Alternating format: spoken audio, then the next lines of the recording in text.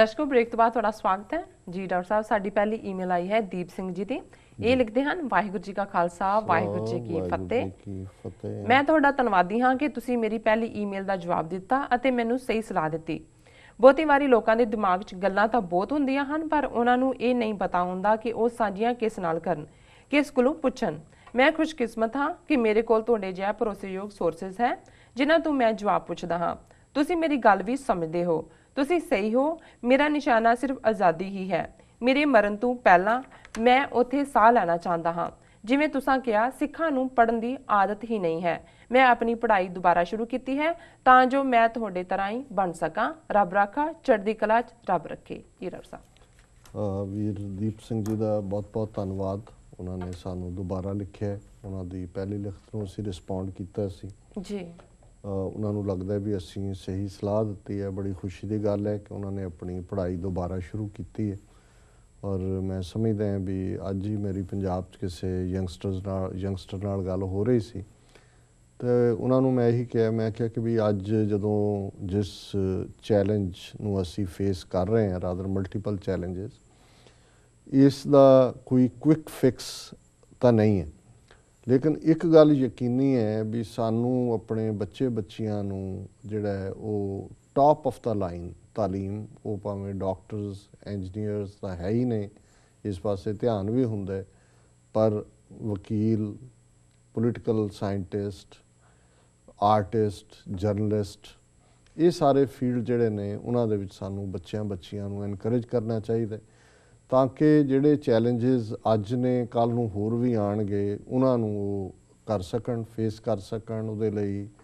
ਉਹਨਾਂ ਨੂੰ ਅਸੀਂ ਕੌਮੀ ਜਿਹੜਾ ਸਾਡਾ ਨਿਸ਼ਾਨਾ ਹੈ ਉਸ ਦੇ ਲਈ ਵੀ ਜਾਗਰੂਕ ਕਰੀਏ ਔਰ ਉਹਨਾਂ ਦੀ ਖੁਸ਼ੀ ਦੀ ਗੱਲ ਹੈ ਵੀ ਉਹਨਾਂ ਨੇ ਪੜ੍ਹਾਈ ਆਪਣੀ ਮੁੜ ਸ਼ੁਰੂ ਕੀਤੀ ਹੈ ਜੀ ਔਰ ਉਹਨਾਂ ਨੇ ਇਹ ਵੀ ਕਿਹਾ ਕਿ ਵੀ ਉਹਨਾਂ ਦੀ ਚਾਹਨਾ ਹੈ ਕਿ ਉਹ ਜਿਹੜਾ ਆਜ਼ਾਦ ਫਿਜ਼ਾ ਦੇ ਵਿੱਚ ਖਾਲਿਸਤਾਨ ਦੀ ਸਾਹ ਲੈਣ। ਸੋ ਇਹਦੇ 'ਚ ਮੈਂ ਜ਼ਰੂਰ ਇੱਕ ਪਾਰਟ ਜ਼ਰੂਰ ਐਡ ਕਰਨਾ ਚਾਹਾਂਗਾ ਕਿ ਵੀ ਉਹਦੇ ਲਈ ਐਫਰਟ ਕਿਸੇ ਹੋਰ ਨੇ ਨਹੀਂ ਕਰਨਾ, ਸਾਨੂੰ ਖੁਦ ਕਰਨਾ ਪੈਣਾ ਜਾਂ ਅਸੀਂ ਆਪਣੇ ਬੱਚੇ ਬੱਚੀਆਂ ਨੂੰ ਇਸ ਦੇ ਲਈ ਤਿਆਰ ਕਰੀਏ ਔਰ ਜਿਹੜਾ ਕਾਫੀ ਹੱਦ ਤੱਕ ਇਸ ਪਾਸੇ ਕੰਮ ਹੋਇਆ ਵੀ ਹੈ ਕਿ ਇਹ ਕਿਸੇ ਹੋਰ ਨੇ ਨਹੀਂ ਕਰਨਾ। ਅਸੀਂ ਆਜ਼ਾਦ ਫਿਜ਼ਾ 'ਚ ਤਾਂ ਹੀ ਸਾਹ ਲੈ ਸਕਾਂਗੇ ਜੇ ਅਸੀਂ ਆਜ਼ਾਦੀ ਦੇ ਲਈ ਕੁਛ ਨਾ ਕੁਛ ਜਿਹੜਾ ਹੀਲਾ ਕਰਾਂਗੇ। बिना हीला किते कोई भी चीज़ हासिल नहीं हुंदी और ये बड़ी स्पष्ट गल है कि भी आज़ादी मुफ्त नहीं मिलती, इहदा मुल तारना पैंदा ते मुल तारण दे लई उही ने साडे कौम दे पुत्तर पुत्रियां, वो गुरु दे लाडले जिन्हां ने अपनियां जिहड़ियां ने शरीरां दी बली दित्ती, कुर्बानी दित्ती गुरु दे इस सच हक इंसाफ के रस्ते दे उत्ते तुरदे दुश्मन के सामने छाती ताण के खलोते। सो अज बेशक साडे आपो अपनी योग्यता मुताबक या आपो अपने रुझान रुचियां मुताबक डिफरेंट दायराकार हो सकते हैं, फील्ड डिफरेंट हो सकते हैं, पर एक जे निशाना रहे कि भाई असी कौम की लिबरेशन के लिए इंडियन आर्मी जैकबूट उस दे खूनी पंजे तो और भविख ਨੂੰ ਜਿਹੜਾ ਹੈ ਉਹ ਰੌਸ਼ਨ ਕਰਨ ਦੇ ਲਈ ਆਪਣਾ ਬਣਦਾ ਯੋਗਦਾਨ ਪਾਣਾ ਤੇ ਫਿਰ ਰਸਤਾ ਆਪਣੇ ਆਪ ਬਣ ਜਾਂਦੇ ਜੀ। ਸੋ ਇਹਨਾਂ ਦਾ ਵੀ ਦੀਪ ਸਿੰਘ ਜੀ ਦਾ ਬਹੁਤ ਬਹੁਤ ਧੰਨਵਾਦ, ਉਹਨਾਂ ਨੇ ਸਾਨੂੰ ਲਿਖਿਆ ਜੀ। ਡਾਕਟਰ ਸਾਹਿਬ ਸਾਡਾ ਅਗਲਾ ਫੇਸਬੁੱਕ ਮੈਸੇਜ ਪੈਰਿਸ ਤੋਂ ਵਰਿੰਦਰ ਸਿੰਘ ਜੀ ਦਾ ਆਇਆ ਹੈ। ਇਹ ਲਿਖਦੇ ਹਨ ਡਾਕਟਰ ਅਮਰਜੀਤ ਸਿੰਘ ਜੀ ਅਤੇ ਭੈਣ ਨੀਲਮ ਕੌਰ ਜੀ, ਤੁਹਾਨੂੰ ਵਾਹਿਗੁਰੂ ਜੀ ਕਾ ਖਾਲਸਾ ਵਾਹਿਗੁਰੂ ਜੀ ਕੀ ਫਤਿਹ। ਮੈਂ ਆਪਣੀ ਮਾਂ ਬੋਲੀ ਪੰਜਾਬੀ ਬਾਰੇ ਕੁਝ ਪੁੱਛਣਾ ਚਾਹੁੰਦਾ ਹਾਂ। ਮੈਨੂੰ ਪਿਛਲੇ ਦਿਨਾਂ 'ਚ ਹੀ ਪਤਾ ਲੱਗਾ ਹੈ ਕਿ ਮੇਰੇ ਭੂਆ ਜੀ ਦੀ ਕੁੜੀ ਨੂੰ ਪੰਜਾਬੀ ਪੜ੍ਹਨੀ ਅਤੇ ਲਿਖਣੀ ਨਹੀਂ ਆਉਂਦੀ। ਉਹ ਪਟਿਆਲੇ ਰਹਿੰਦੇ ਹਨ। ਪੰਜਾਬ ਦੇ ਵੱਡੇ ਵੱਡੇ ਸ਼ਹਿਰਾਂ 'ਚ ਭਾਵੇਂ ਉਹ ਅੰਮ੍ਰਿਤਸਰ, ਲੁਧਿਆਣਾ, ਹੁਸ਼ਿਆਰਪੁਰ, ਜਲੰਧਰ ਅਤੇ ਪਟਿਆਲਾ ਹੋਵੇ, ਇਹਨਾਂ ਸ਼ਹਿਰਾਂ 'ਚ ਪੰਜਾਬੀ ਖਤਮ ਹੁੰਦੀ ਜਾ ਰਹੀ ਹੈ। ਨਾ ਹੀ ਸਕੂਲਾਂ ਵਿੱਚ ਪੜ੍ਹਾਈ ਜਾਂਦੀ ਹੈ ਤੇ ਨਾ ਹੀ ਘਰਾਂ ਵਿੱਚ ਮੁੰਡੇ ਕੁੜੀਆਂ ਆਪਣੇ ਪਰਿਵਾਰ ਨਾਲ ਪੰਜਾਬੀ 'ਚ ਗੱਲ ਕਰਦੇ ਹਨ। ਮੈਂ ਇਹ ਪੁੱਛਣਾ ਚਾਹੁੰਦਾ ਹਾਂ ਕਿ ਇਹ ਕਸੂਰ ਕਿਸ ਦਾ ਹੈ, ਪੰਜਾਬ ਸਰਕਾਰ ਦਾ ਜਾਂ ਮਾਪਿਆਂ ਦਾ ਜੋ ਆਪਣੇ ਬੱਚਿਆਂ ਨੂੰ ਉਹਨਾਂ ਸਕੂਲਾਂ 'ਚ ਭੇਜਦੇ ਹਨ ਜਿੱਥੇ ਪੰਜਾਬੀ ਨਹੀਂ ਹੁੰਦੀ। ਤੁਸੀਂ ਆਪ ਸੋਚੋ, ਪੰਜਾਬ ਵਿੱਚ ਰਹਿ ਕੇ ਪੰਜਾਬੀ ਨਹੀਂ ਆਉਂਦੀ ਤਾਂ ਨਾ ਹੀ ਪੜ੍ਹਾਈ ਜਾ ਰਹੀ ਹੈ ਤਾਂ ਕਿੰਨੇ ਸ਼ਰਮ ਦੀ ਗੱਲ ਹੈ ਇਹ ਪੰਜਾਬੀਆਂ ਲਈ। ਤੁਸੀਂ ਇਸ ਬਾਰੇ ਕੀ ਕਹਿਣਾ ਚਾਹੋਗੇ? ਪੰਜਾਬ ਦੇ ਸਕੂਲਾਂ 'ਚ ਪੰਜਾਬੀ ਕਿਉਂ ਨਹੀਂ? ਜੀ ਡਾਕਟਰ ਸਾਹਿਬ। ਵੀਰ ਵਰਿੰਦਰ ਸਿੰਘ ਜੀ ਦਾ ਬਹੁਤ ਬਹੁਤ ਸ਼ੁਕਰੀਆ। ਉਹਨਾਂ ਨੇ ਸਾਨੂੰ ਪੈਰਿਸ ਤੋਂ ਲਿਖਿਆ ਜੀ। ਉਹਨਾਂ ਨੇ ਮਾਂ ਬੋਲੀ ਪੰਜਾਬੀ ਦੇ ਹਵਾਲੇ ਨਾਲ ਆਪਣੇ ਪਰਿਵਾਰਕ ਰਿਸ਼ਤੇ ਦਾ ਜ਼ਿਕਰ ਕਰਦਿਆਂ ਕਿਹਾ ਵੀ ਪੰਜਾਬੀ ਉਹਨਾਂ ਨੂੰ ਪੜ੍ਹਨੀ ਲਿਖਣੀ ਨਹੀਂ ਆਉਂਦੀ। ਅੱਜ ਤੱਕ ਬਹੁਤ ਵੱਡਾ ਤਬਕਾ ਹੈ ਜਿਨ੍ਹਾਂ ਨੂੰ ਹੁਣ ਬੋਲਣੀ ਵੀ ਨਹੀਂ ਆਉਂਦੀ ਜੀ। ਕਿਉਂਕਿ ਜਿੱਥੇ ਤੁਸੀਂ ਫੋਨ ਕਰਦੇ ਹੋ ਗੱਲ ਕਰਦੇ ਹੋ ਕਿ ਹਿੰਦੀ ਜਿਹੜੀ ਹੈ ਉਹ ਬੋਲੀ ਜਾ ਰਹੀ ਹੁੰਦੀ ਹੈ। ਸਕੂਲਾਂ ਦਾ ਰੁਝਾਨ ਇਸ ਕਿਸਮ ਦਾ, ਜਿਹੜੇ ਚੰਗੇ ਸਕੂਲ ਨੇ ਕਿ ਉੱਥੇ ਹਿੰਦੀ ਨੂੰ ਨੈਸ਼ਨਲ ਲੈਂਗੁਏਜ ਕਹਿ ਕੇ ਅੰਗਰੇਜ਼ੀ ਤਾਂ ਸਕੂਲ ਹੀ ਅੰਗਰੇਜ਼ੀ ਹੁੰਦੇ ਨੇ। ਇਹਨਾਂ ਦੋ ਜ਼ਬਾਨਾਂ ਤੋਂ ਬਿਨਾਂ ਪੰਜਾਬੀ ਬੋਲਣ ਦੇ ਉੱਤੇ ਫਾਈਨ ਕੀਤਾ ਜਾਂਦਾ ਹੈ, ਝਾੜਿਆ ਜਾਂਦਾ ਹੈ ਔਰ ਮਾਪਿਆਂ ਨੂੰ ਸੱਦ ਕੇ ਹਦਾਇਤ ਕੀਤੀ ਜਾਂਦੀ ਹੈ। ਉਹਨਾਂ ਨੇ ਤਾਂ ਪੰਜਾਬੀ ਕੀ ਬੋਲਣੀ ਹੈ, ਮਾਪਿਆਂ ਨੂੰ ਕਿਹਾ ਜਾਂਦਾ ਜੀ ਇਹਨਾਂ ਦੇ ਨਾਲ ਹਿੰਦੀ ਬੋਲੋ ਘਰ ਦੇ ਵਿੱਚ, ਨਹੀਂ ਤਾਂ ਇਹਨਾਂ ਨੇ ਹਿੰਦੀ ਨਹੀਂ ਸਿੱਖਣੀ ਹੈ ਜਾਂ ਅੰਗਰੇਜ਼ੀ ਬੋਲੋ। ਅੰਗਰੇਜ਼ੀ ਤਾਂ ਬੋਲ ਨਹੀਂ ਸਕਦੇ, ਭਈਆਂ ਭੂਈਆਂ ਦੇ ਨਾਲ ਰਹਿਣ ਕਰਕੇ ਫਿਰ ਉਹ ਹਿੰਦੀ ਜਿਹੜੀ ਹੈ ਉਹ ਉਸ ਕਿਸਮ ਦਾ ਕੰਮ ਜਿਹੜਾ ਉਹ ਸ਼ੁਰੂ ਹੋ ਜਾਂਦਾ। ਸੋ ਮੇਰੇ ਕੋਲ ਇਹਦੇ ਲਈ ਕਹਿਣ ਲਈ ਕੋਈ ਬਹੁਤਾ ਕੁਛ ਨਹੀਂ ਹੈ। ਮੈਂ ਸਮਝਦਾ ਹਾਂ ਵੀ ਇਸ ਦੇ ਲਈ ਅਸੀਂ ਸਾਰੇ ਹੀ ਜ਼ਿੰਮੇਵਾਰ ਹੈ ਜੀ। ਸਾਡੇ ਪਰਿਵਾਰਾਂ 'ਚ ਵੀ ਜੇ ਅਸੀਂ ਸਾਰੇ ਦੇਖੀਏ ਤਾਂ ਹੁਣ ਉਹ ਰੁਝਾਨ ਸਾਹਮਣੇ ਹੀ ਨੇ। ਅਸੀਂ ਇਹ ਕੋਈ ਵੀ ਸ਼ਾਇਦ ਅੱਜ ਹਿੱਕ ਥਾਪੜ ਕੇ ਨਹੀਂ ਕਹਿ ਸਕਦਾ ਕਿ ਜੀ ਸਾਡੇ ਪਰਿਵਾਰਾਂ 'ਚ ਬੱਚੇ ਬੱਚੀਆਂ ਸਿੱਖੀ ਰਸਤੇ 'ਤੇ ਨੇ, ਸਾਰੇ ਪੰਜਾਬੀ ਸਾਰਿਆਂ ਨੂੰ ਬੋਲਣੀ ਲਿਖਣੀ ਪੜ੍ਹਨੀ ਆਉਂਦੀ ਹੈ, ਜਾਂ ਕੱਲ੍ਹ ਨੂੰ ਜਿਹੜੇ ਨੇ ਉਹਨਾਂ ਦੇ ਉੱਤੇ ਅਸੀਂ ਕੋਈ ਰਿਲਾਈ ਕਰ ਸਕਦੇ ਹਾਂ ਕਿ ਜੀ ਉਹ ਕੌਮ ਦੇ ਝੰਡਾ ਵਰਦਾ। ਇਹ ਗੁਰੂ ਦੀ ਹੁਣ ਰਹਿਮਤ ਵਾਲੀ, ਹੁਣ ਤਾਂ ਇੱਥੇ ਕੀ ਗੱਲ ਆ ਗਈ ਕਿ ਭਾਈ ਇਹ ਜੇ ਗੁਰੂ ਨੇ ਰਹਿਮਤ ਕੀਤੀ ਤੇ ਕੁਛ ਬਚ ਬਚਾ ਹੋ ਗਿਆ ਤੇ ਗੱਲ ਅੱਗੇ ਤੁਰੇਗੀ। ਜਿਹਨੂੰ ਕਹਿੰਦੇ ਨੇ ਕਿ ਵੀ ਉੱਥੋਂ ਦੇ ਸਾਰੇ ਸਿਸਟਮ 'ਚ ਜਿਹੜੀ ਪੰਜਾਬੀ ਟਰਮ ਹੈ ਆਵਾ ਉਤਣਾ ਜੀ। ਵੀ ਇੱਕ ਪਾਸੇ ਜਿਵੇਂ ਉਹਨਾਂ ਦਾ ਹੁਣੇ ਹੀ ਅਸੀਂ ਦੀਪ ਸਿੰਘ ਹੋਰਾਂ ਦਾ ਜ਼ਿਕਰ ਕਰਕੇ ਹਟੇ ਹਾਂ, ਇਹੋ ਜਿਹੇ ਵੀ ਪਿਆਰੇ ਨੇ ਕਿ ਜਿਹੜੇ ਜਿਨ੍ਹਾਂ ਨੇ ਸਭ ਕੁਝ ਛੱਡਿਆ ਹੈ ਤਾਂ ਉਹਨਾਂ ਨੂੰ ਲੱਗਿਆ ਕਿ ਵੀ ਨਹੀਂ ਸਾਡੇ ਨੇ ਉਹ ਆਪਣੀ ਪੜ੍ਹਾਈ ਵੱਲ ਮੁੜਦੇ ਨੇ ਜਾਂ ਗੁਰਮਤਿ ਇਤਿਹਾਸ ਨੂੰ ਸਮਝਣ ਵਿਚਾਰ ਕਰਨ ਵੱਲ ਵੀ ਬਹੁਤ ਸਾਰੇ ਜਿਹੜੇ ਨੇ ਯੰਗਸਟਰਸ ਨੇ ਆਪਣਾ ਕੀਤਾ ਜੀ। ਔਰ ਮੈਂ ਸਮਝਦਾ ਵੀ ਕਿਉਂਕਿ ਇਹ ਗੱਲ ਜਦੋਂ ਅਕਾਲੀਆਂ ਨੇ ਇੰਨੇ ਲੰਬਾ ਮੋਰਚਾ ਪੰਜਾਬੀ ਸੂਬੇ ਲਈ ਲਾਇਆ, ਮਕਸਦ ਤਾਂ ਇਹ ਸੀ ਕਿ ਭਾਈ ਪੰਜਾਬ ਦੇ ਸਕੂਲਾਂ ਦੇ ਵਿੱਚ ਪੰਜਾਬੀ ਜਿਹੜਾ ਮੀਡੀਅਮ ਉਹ ਹੋਏਗਾ ਔਰ ਉਹਦੇ ਥੱਲੇ ਜੇ ਪੰਜਾਬੀ ਜ਼ਬਾਨ ਹੈ, ਜਿਹਦੇ ਗੁਰੂ ਗ੍ਰੰਥ ਸਾਹਿਬ ਦੀ ਬਾਣੀ ਪੰਜਾਬੀ 'ਚ ਹੈ, ਗੁਰਮੁਖੀ ਸਕ੍ਰਿਪਟ 'ਚ ਹੈ, ਉਸ ਨੂੰ ਬੱਚੇ ਬਾਣੀ ਪੜ੍ਹ ਸਕਣਗੇ, ਆਪਣੇ ਸੱਭਿਆਚਾਰ ਨਾਲ ਜੁੜਨਗੇ।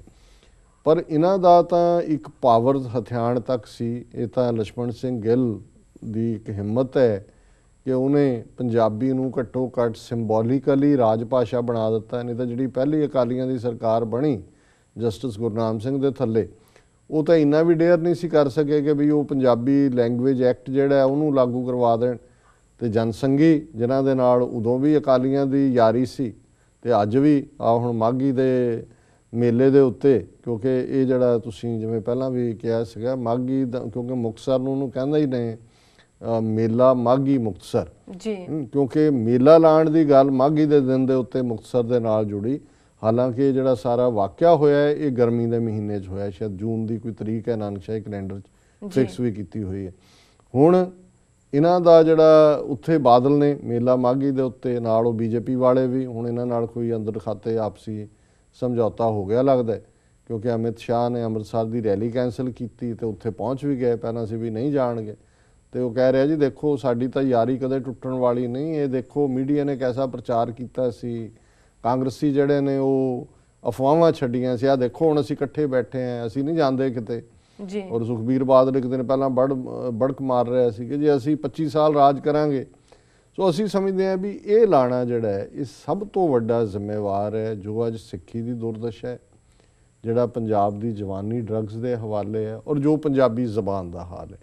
ਕਿਉਂਕਿ ਇਹਨਾਂ ਜਿਉਂ ਹੀ ਇਹਨਾਂ ਦੇ ਹੱਥ ਪਾਵਰ ਆਈ ਇਹ ਭੁੱਲ ਗਏ ਕਿ ਭਾਈ ਕਿੱਥੇ ਪੰਜਾਬੀ ਨੂੰ ਰਾਜ ਭਾਸ਼ਾ ਦਾ ਦਰਜਾ ਦਿਵਾਉਣ ਲਈ ਜਾਂ ਇੱਕ ਐਸਾ ਸੂਬਾ ਜਿੱਥੇ ਕੰਮਕਾਰ ਪੰਜਾਬੀ 'ਚ ਹੋਏਗਾ, ਉਹਦਾ ਮਤਲਬ ਇਹ ਨਹੀਂ ਸੀ ਵੀ ਅੰਗਰੇਜ਼ੀ ਜਾਂ ਜੇ ਹਿੰਦੀ ਉਹ ਪੜ੍ਹਨਗੇ ਨਹੀਂ ਸਟੂਡੈਂਟਸ। ਪਰ ਇਹਨਾਂ ਨੇ ਤਾਂ ਅੱਜ ਹਾਲ ਇਹ ਹੈ ਕਿ ਵੀ ਪੰਜਾਬ ਵਿੱਚ ਜਿਹੜੇ ਐਸਟੈਬਲਿਸ਼ ਸਕੂਲ ਨੇ ਉਹਨਾਂ ਦੇ ਵਿੱਚ ਕਿਤੇ ਬੱਚੇ ਨੂੰ ਪਟਕੇ ਦੇ ਉੱਤੇ ਪ੍ਰੋਬਲਮ ਹੁੰਦੀ ਹੈ, ਕਿਤੇ ਕੜੇ ਦੇ ਉੱਤੇ ਕਿਸੇ ਨੂੰ ਪ੍ਰੋਬਲਮ ਦਿੱਤੀ ਜਾਂਦੀ ਹੈ। ਜ਼ਬਾਨ ਬੋਲਣ ਦੀ ਗੱਲ ਤਾਂ ਇਹ ਤਾਂ ਆਮ ਹੀ ਹੁਣ ਉੱਥੇ ਹੈ ਵੀ ਜਿੰਨੇ ਅੰਗਰੇਜ਼ੀ ਸਕੂਲ ਈਵਨ ਐਵੇਂ ਡਰਾਮੇਬਾਜ਼ੀ ਵਾਲੇ ਸਕੂਲ ਨੇ। ਹੁਣ ਇਹ ਨਹੀਂ ਹੈ ਕਿ ਵੀ ਇੱਕ ਜ਼ਮਾਨਾ ਸੀ ਕਿ ਸੈਕਰਡ ਹਾਰਟ ਜਾਂ ਦੂਜੇ ਕੌਨਵੈਂਟਸ ਜਾਂ ਮਦਰ ਮੇਰੀ ਔਰ ਦੂਸਰੇ ਇਹਨਾਂ ਦਾ ਘੱਟੋ ਘੱਟ ਸਟੈਂਡਰਡ ਤਾਂ ਸੀ ਐਜੂਕੇਸ਼ਨ ਦੇ ਹਵਾਲੇ ਨਾਲ, ਔਰ ਇਹ ਐਸੀ ਕੋਈ ਪਾਬੰਦੀ ਨਹੀਂ ਸੀ, ਇਹ ਸਿਰਫ ਅੰਗਰੇਜ਼ੀ ਬੋਲਣ ਦਾ ਜ਼ਰੂਰ ਸੀ ਜੀ। ਲੇਕਿਨ ਹੁਣ ਜਿਹੜੇ ਸਬ ਸਟੈਂਡਰਡ ਜੇ ਇੱਕ ਬਿਜ਼ਨਸਮੈਨ ਜਿਹੜੇ ਨੇ ਉਹ ਖੜੇ ਕਰ ਰਹੇ ਨੇ ਸਕੂਲ, ਉਹਨਾਂ ਦੇ ਵਿੱਚ ਉਹਨਾਂ ਨੇ ਤੁਹਾਡੀ ਜ਼ਬਾਨ ਖੋਹ ਲਈ ਹੈ, ਲੇਕਿਨ ਕੋਈ ਹੋਰ ਇੰਟੈਲੈਕਟ ਦਾ ਲੈਵਲ ਨਹੀਂ ਹੈ, ਕੋਈ ਐਜੂਕੇਸ਼ਨ ਦਾ ਲੈਵਲ ਨਹੀਂ ਹੈ। ਔਰ ਇਸ ਸਾਰੇ ਦੇ ਲਈ ਜੇ ਕੋਈ ਜ਼ਿੰਮੇਵਾਰ ਹੈ, ਜੇ ਇਹਨਾਂ ਨੇ ਪੁੱਛਿਆ ਤੇ ਇਹ ਅਕਾਲੀ ਲਾਣਾ ਇਹਨਾਂ ਨੇ ਪੰਜਾਬ 'ਚ ਇਹ ਗੱਲ ਕੀਤੀ। ਪਰ ਇਹਦਾ ਮਤਲਬ ਇਹ ਨਹੀਂ ਹੈ ਵੀ ਅਸੀਂ ਪਰਿਵਾਰ ਵਾਲੇ ਜਿਹੜੇ ਹੈ ਅਸੀਂ ਆਪਣੀ ਜ਼ਿੰਮੇਵਾਰੀ ਤੋਂ ਭੱਜ ਸਕੀਏ ਜੀ। ਅਨਫੋਰਚੂਨੇਟਲੀ ਪੰਜਾਬ ਤੋਂ ਬਾਹਰਲੀਆਂ ਸਟੇਟਾਂ 'ਚ ਹਾਲ ਹੋਰ ਵੀ ਮਾੜਾ, ਕਿਉਂਕਿ ਇੱਥੇ ਤਾਂ ਭਾਵੇਂ ਨਾਮ ਨਿਹਾਦ ਹੀ ਹੈ, ਥੋੜ੍ਹੀ ਬਹੁਤ ਕਿਤੇ ਘਰਾਂ 'ਚ ਕੋਈ ਆਲੇ ਦੁਆਲੇ 'ਚ ਹੋਏਗਾ, ਉੱਥੇ ਕਲਚਰ ਦੇ ਵਿੱਚ ਤਾਂ ਹੁਣ ਜਿਵੇਂ ਈਵਨ ਦਿੱਲੀ ਹੈ ਜਾਂ ਦੂਸਰੀਆਂ ਥਾਵਾਂ ਨੇ ਜਿਹੜੇ ਲੋਕ ਜਾਂਦੇ ਨੇ ਉਹ ਤਾਂ ਹਿੰਦੀ ਦੇ ਗੁਟਕੇ ਹੀ ਪੜ੍ਹਦੇ ਨੇ, ਪੰਜਾਬੀ ਬਹੁਤ ਘੱਟ ਗਈ। ਸੋ ਪਰ ਅਸੀਂ ਇਹ ਸਮਝਦੇ ਹਾਂ ਵੀ ਇਹਦੇ ਨਾਲ ਅਸੀਂ ਟੁੱਟ ਰਹੇ ਹਾਂ ਆਪਣੇ ਸੱਭਿਆਚਾਰ ਨਾਲੋਂ ਵੀ, ਆਪਣੇ ਧਰਮ ਨਾਲੋਂ ਵੀ, ਔਰ ਆਪਣੇ ਉਸ ਗੁਰੂ ਗ੍ਰੰਥ ਸਾਹਿਬ ਦੇ ਖਜ਼ਾਨੇ ਨਾਲੋਂ ਵੀ, ਜਿਹਦੇ 'ਚ ਜੀਵਨ ਦੀ ਖੁਸ਼ੀ ਦਾ ਰਾਜ਼ ਹੈ, ਜਿਹਦੇ 'ਚ ਹਲਤ ਪਲਤ ਸਵਾਰਨ ਦੀ ਗੱਲ ਹੈ। ਜੇ ਸਾਨੂੰ ਆਪਣੀ ਜ਼ਬਾਨ ਨਹੀਂ ਆਉਂਦੀ ਅਸੀਂ ਕਿਵੇਂ ਜੁੜਾਂਗੇ ਉਸ ਸਾਰੇ ਦੇ ਨਾਲ। ਸੋ ਇਹਨਾਂ ਦਾ ਵੀਰ ਵਰਿੰਦਰ ਸਿੰਘ ਜੀ ਦਾ ਬਹੁਤ ਸ਼ੁਕਰੀਆ, ਉਹਨਾਂ ਨੇ ਸਾਨੂੰ ਪੈਰਿਸ ਤੋਂ ਲਿਖਿਆ। ਜੀ ਡਾਕਟਰ ਸਾਹਿਬ ਨਾਲ ਲੈਣੇ ਬ੍ਰੇਕ। ਵੀਅਰਸ ਤੁਸੀਂ ਕਿਤੇ ਨਹੀਂ ਜਾਣਾ, ਮਿਲਦੇ ਹਾਂ ਕਮਰਸ਼ੀਅਲ ਬ੍ਰੇਕ ਤੋਂ ਬਾਅਦ।